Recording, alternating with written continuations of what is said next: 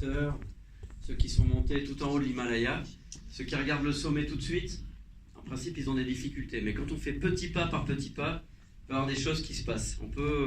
C'est comme l'histoire du colibri. Vous savez, vous connaissez l'histoire du colibri ou pas? Le colibri, il y a un incendie dans la forêt, et puis tous les animaux s'en vont. Et puis le colibri, lui, il va chercher une goutte d'eau dans l'océan et il le met dans l'incendie. Les autres se foutent un peu de sa gueule. Et lui il fait non, mais si tout le monde fait comme moi, au bout d'un moment, on va peut-être arriver à atténuer un petit peu l'incendie. Et être sur une greffe de moelle osseuse comme ça, avec la longueur et la difficulté, c'est un petit peu tout le monde qui apporte une petite goutte comme ça et qui vous aide à éteindre l'incendie. Alors on a fait tout ça et après, quand j'ai commencé à aller mieux, par cette espèce de pouvoir magique de travail que j'ai eu autour de moi, eh ben, on a recommencé à rêver un petit peu plus, à rêver d'autres choses. Et moi, le premier rêve que j'avais, c'était de traverser à l'origine l'Islande en skateboard. J'avais écrit cette chanson justement AT3 à l'hôpital pendant la greffe. Et puis après le début de la tournée avec Dionysos, eh ben, je l'ai fait pour de bon. Je suis vraiment allé en Islande en skateboard. Et j'en ai fait un petit livre qui s'appelle Carnet de board. Est tombé dans les mains d'une productrice un peu magique qui s'appelle Anne Rochefort, qui est pas là, par là et qu'on peut applaudir, magnétophone.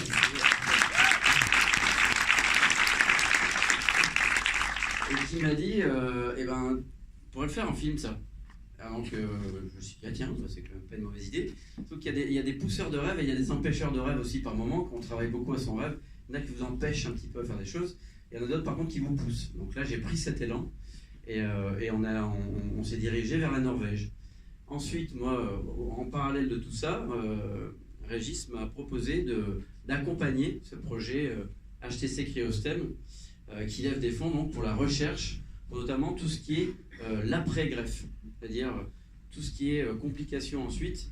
Et donc, c'est travailler à ce qu'on revienne vraiment à la vie normale et que ça se maintienne.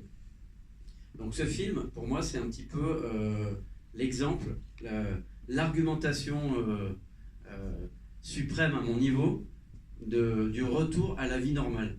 Et mieux qu'à la vie normale, à la vie extraordinaire. Parce que j'ai eu la chance d'accomplir un rêve. Et ce qui est difficile quand on est dans des moments de greffe et d'hôpital, c'est de continuer à rêver. On a l'impression qu'on voit que des choses difficiles et se projeter. Et la projection aujourd'hui, bah, c'est la projection du rêve. Donc on est complètement dans la thématique. Tout ce qu'ils essayent de faire avec HTC Cryostem, c'est faire en sorte que les gens, après leur greffe, puissent vivre plein de choses différentes, mais par exemple, aller se promener en skateboard en Norvège. Donc je voudrais tous vous remercier d'être venus là déjà si tôt, parce que même moi j'ai eu beaucoup de mal à me lever.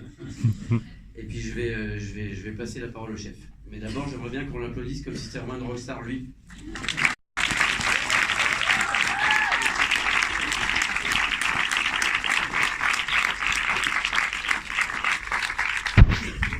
Donc oui, donc moi Régis Peffoletto, en fait je suis médecin à l'hôpital Saint-Louis. Alors je vais essayer de ne pas plomber l'ambiance, même pour moi 10h du matin c'est tôt, hein, comme quoi. Et en pratique, simplement vous parler en effet de cette greffe, pour vous dire que c'est vrai que c'est un moment qui est un peu particulier, puisqu'on remet les pendules à zéro, et en gros c'est un moment qui est jamais simple, c'est un moment qui finalement n'est pas très connu, parce que ça ne concerne pas beaucoup de malades.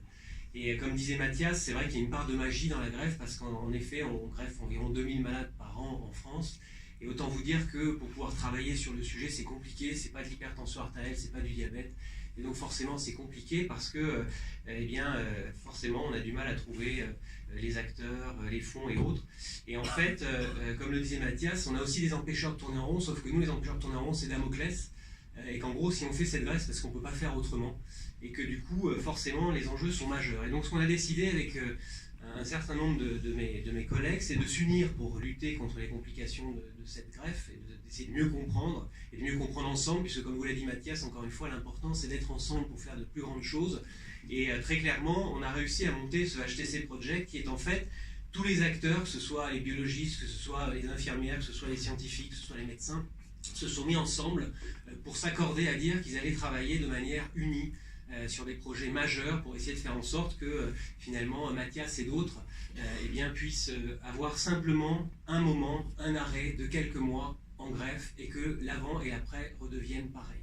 Et c'est vrai que ce matin, on est là assis comme ça, on va regarder le film qui est encore une fois splendide, mais on ne se rend pas bien compte que finalement d'être assis là comme ça, à regarder ce film, c'est déjà quelque chose d'extraordinaire. C'est déjà quelque chose de merveilleux.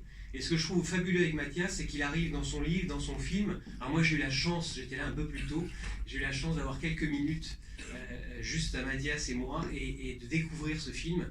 Et ce que je trouve extraordinaire, c'est qu'il arrive à illustrer combien, finalement, la vie peut être belle, d'une part, mais qu'aussi, dans la greffe, il y a cette part de magie dans le réel.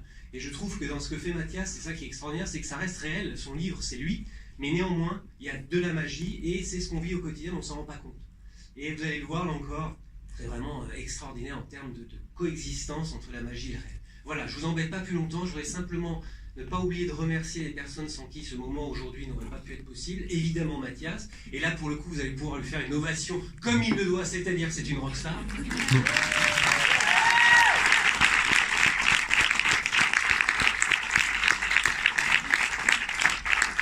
J'ai aussi évidemment un mot pour Laurent Tirard, qui lui aussi est passé au travers de ce moment de greffe, et qui lui aussi a repris une vie normale, et qui sans lui on n'aurait pas pu avoir ce cinéma et cette belle ambiance aujourd'hui. Donc merci Laurent, et encore une fois.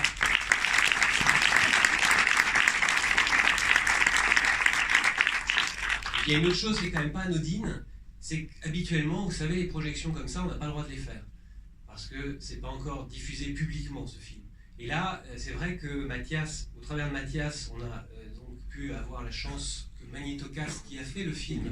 Magnéto Presse, pardonnez-moi. Il a répété pourtant, il avait bossé... Voilà, je fais... Bon. Et donc, en fait, vraiment les remercier, parce qu'encore une fois, c'est pas anodin le geste d'accepter qu'il y ait une diffusion originale. Vous êtes les premiers à le voir avant diffusion publique. Donc là encore, je pense qu'il mérite une ovation.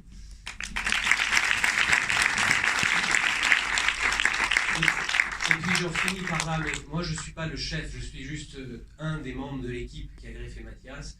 Et si tout se passe bien, c'est parce qu'à côté de moi, il y a des aides-soignantes, il y a des infirmières, il y a d'autres collègues qui travaillent activement à faire que tout ça soit possible. Et je voudrais simplement, si vous pouviez les remercier et leur faire une ovation, parce que c'est eux qui le méritent.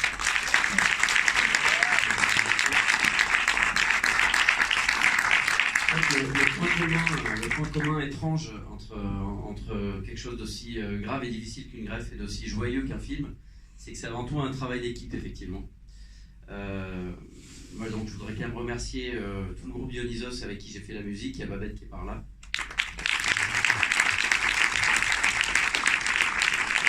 Et puis, j'ai deux membres de cette équipe extraordinaire qui sont là les deux. On est partis à 4 en Norvège.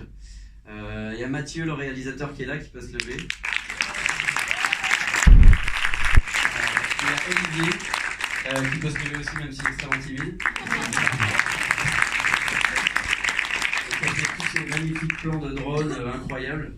Et on a vécu une aventure extraordinaire. Le film en lui-même le rend, mais il y a aussi tous les petits mangeages de chips au Cap Nord, au bout de rien, et des petits moments de vie extraordinaires. Voilà, ça donne envie d'être un aventurier pour de vrai. J'espère que vous allez profiter du film. Je vous dis merci et bisous.